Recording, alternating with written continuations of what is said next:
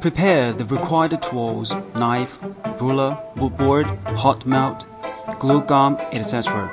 Polish and handle the original model. Fix the model on the board with clay. Choose the right potting mold line. Normally, the mold can be made in 2 pieces and also can be multi-pieces for complex products. Position the mold line on the top of the mold when joining, and run around the face and edges of the mold as possible as you can. Pile up the clay under the mold line. The clay cannot be too hard, and it cannot be any gaps between the mold and the clay. Smooth the surface of the clay with your moistened fingers. After fixing the clay, dig in the holes evenly on the clay to make latch. The latch can gather the silicone rubber mold much better and avoid the dislocation between 2 pieces of silicone rubber mold. The latch should be about 1 cm away from the mold. Remove the surplus clay. Brush detergent or soapy water evenly on the surface of the mold so that the mold could separate with the silicone rubber mold easily. Then dry it with an air gun. According to the complicated structure of the size of the products, we choose the type of silicone rubber which has a low viscosity and hardness. Mix silicone rubber and curing agent evenly. The proportion of the curing is 2% to 5%. Then put them into the vacuum container to pump the air out of the silicone rubber. Reduce the curing agent proportion if you don't have a vacuum pump machine, which can extend the curing time to exhaust the bubbles.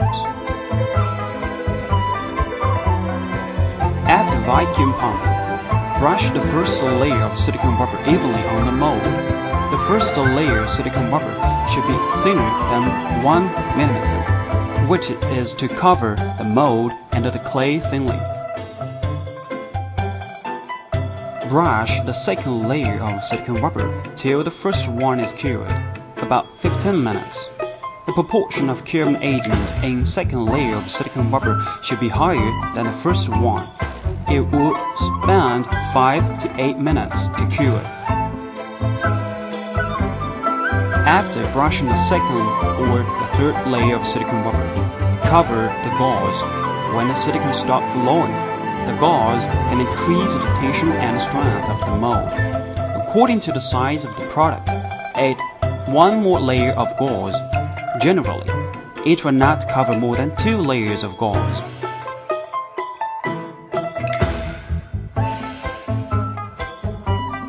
Make the raising out mold after the silicone rubber mold is solidified. It wouldn't need to paint Vaseline on the mold as silicone rubber will not stick with resin. Paint a layer of resin evenly first and cover a layer of glass fiber. Then paint a layer of resin. The glass fiber can increase the tension and strength of the outer mold. A big mold should be covered 3 to 5 layers of glass fiber, while the small one should be covered 1 to 3 layers. Separate the mold till the resin solidified completely. Clean the clay, dry it with an air gun. Brush Vaseline on the surface of silicone rubber and original mold. Then, repeat the steps above. After gypsum cured, take out the outer mold and trim silicone mold and gypsum out mold.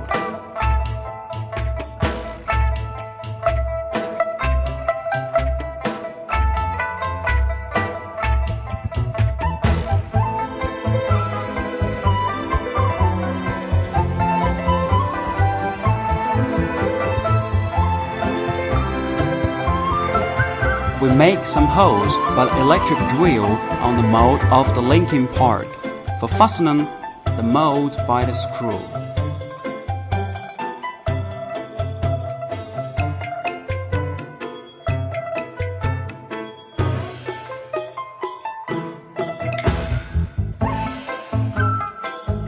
process is done, the silicone rubber mold can be used into production after 24 hours, and it should be stored in ventilated, cool, and dry place.